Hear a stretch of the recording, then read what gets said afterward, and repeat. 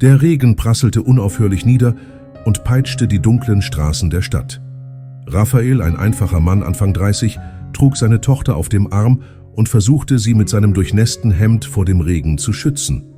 Sie war gerade einmal 5 Jahre alt mit leuchtenden Augen und einem müden Lächeln im Gesicht. »Papa, heute ist mein Geburtstag. Gibt's heute Pommes?« fragte sie und klammerte sich fest an ihn. Raphael nickte mit einem gequälten Lächeln. »Natürlich, Prinzessin. Das Problem war nur, er hatte gerade mal $26 in der Tasche. Damit würde er nicht weit kommen. Aber er war fest entschlossen. Den Geburtstag seiner Tochter wollte er nicht einfach verstreichen lassen. Nach fast 40 Minuten Fußweg entdeckte er ein elegantes Restaurant. Warmes Licht, leise Hintergrundmusik und der betörende Duft von frisch zubereitetem Essen erfüllten die Luft. Mit einem Anflug von Mut drückte er die Glastür auf. Kaum waren sie eingetreten, richteten sich alle Blicke auf ihn und seine Tochter. Beide waren klatschnass, trugen schlichte Kleidung und sahen erschöpft aus. Der Kontrast zu dem edlen Ambiente war unübersehbar. Der Maître, ein Mann im makellosen Anzug mit kühler Miene, kam mit einem Tablet in der Hand auf sie zu. »Haben Sie eine Reservierung?« fragte er, ohne auch nur ein Lächeln.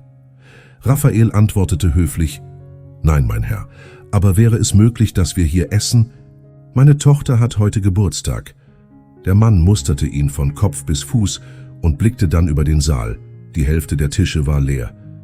»Leider sind wir komplett ausgebucht.« Raphael ließ nicht locker, »aber es sind doch noch Tische frei.« Der Maître blieb unnachgiebig.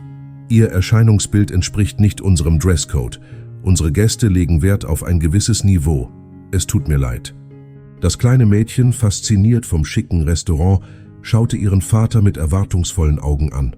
»Gibt's hier Pommes, Papa?« Bevor Raphael antworten konnte, trat ein Sicherheitsmann an sie heran, als müsste er einen Kriminellen hinauswerfen.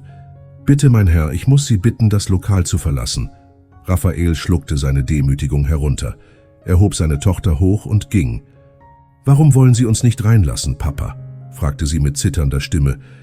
»Weil manche Menschen manchmal vergessen, menschlich zu sein, mein Schatz.« Am anderen Ende des Raumes hatte ein junger Mann mit seinem Handy die Szene gefilmt.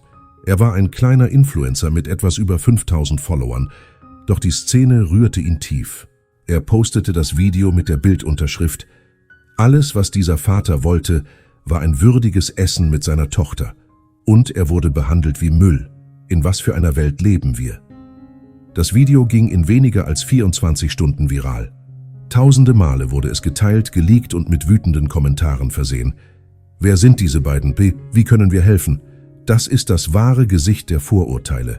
Währenddessen hatte Raphael keine Ahnung, was geschah. Er verbrachte den nächsten Tag damit, Dosen zu sammeln und Flyer auf der Straße zu verteilen. Sein Handy hatte kein Guthaben. Als er nach Hause kam, klopften aufgeregte Nachbarn an seine Tür. »Raphael, du bist im Internet. Ganz Brasilien redet über dich.« Er hielt es für einen Scherz. Doch als er das Video sah, brach er in Tränen aus. »Ich wollte ihr nur einen schönen Moment schenken. Ich hätte nie gedacht, dass jemand das aufnimmt.« Seine Tochter kam zu ihm, umarmte ihn fest. »Ist schon gut, Papa. Mir haben die Pommes zu Hause geschmeckt.« Noch in derselben Nacht lief ein Bericht im Fernsehen. Er zeigte das Video, erzählte Raphaels Geschichte und seinen täglichen Kampf, seine Tochter allein großzuziehen, seit ihre Mutter bei einem Busunglück ums Leben gekommen war. Das ganze Land war tief bewegt. Eine Gruppe von Müttern aus dem Internet organisierte eine Spendenaktion. Innerhalb von 3 Tagen kamen über $240.000 zusammen. Eine Restaurantkette lud Raphael und seine Tochter zu einem besonderen Abendessen ein, mit Torte, Pommes, frisch gepresstem Saft und sogar Spielzeug. Der Höhepunkt kam, als ein Unternehmer aus dem Landesinneren von São Paulo, gerührt von Raphaels Würde, ihm einen Job als Lagerverwalter in seiner Firma anbot. Ein Mann, der so für seine Tochter kämpft, verdient eine echte Chance im Leben. Raphael nahm das Angebot an. Er zog in eine neue Wohnung, schrieb seine Tochter in eine gute Vorschule ein und konnte sich endlich ein richtiges Bett, neue Kleidung und einen vollen Kühlschrank leisten. Zum ersten Mal schlief er mit einem ruhigen Herzen ein. Doch die Geschichte war damit nicht zu Ende. Das Restaurant, in dem sich alles abgespielt hatte, wurde im Internet zum Ziel von Protesten. Der Maître wurde suspendiert. Der Restaurantbesitzer versuchte, sich zu rechtfertigen, Es war ein Missverständnis. Unser Haus steht für Inklusion. Doch niemand glaubte ihm. Im Netz bekam das Video einen neuen Titel: Der Tag, an dem Würde das Vorurteil besiegte. Raphael, so bescheiden wie eh und je, gab ein Interview und sagte: Ich trage keinen Groll in mir. Aber ich hoffe, dass diese Geschichte den Menschen etwas lehrt. Das Aussehen eines Menschen sagt nichts über seinen Charakter aus. Heute, mehr als 6 Monate später, ist Raphael eine Inspiration. Er beteiligt sich an sozialen Projekten und hält Vorträge an öffentlichen Schulen über Vaterschaft, Würde und Durchhaltevermögen. Und seine Tochter? Sie hat immer noch denselben Glanz in den Augen und inzwischen alles, was ein Kind verdient: Liebe, Sicherheit und Pommes am Samstag. In seinem letzten Interview wurde Raphael gefragt: Wenn Sie zurückgehen könnten, würden Sie etwas ändern? Er lächelte. Nein, es war hart, es war erniedrigend, aber es war auch die Wende. Manchmal braucht das Leben nur einen Blick und ein Video, um sich zu ändern. Und du? Was würdest du tun, wenn du an der Stelle dieses Vaters wärst? Hast du schon einmal so etwas erlebt?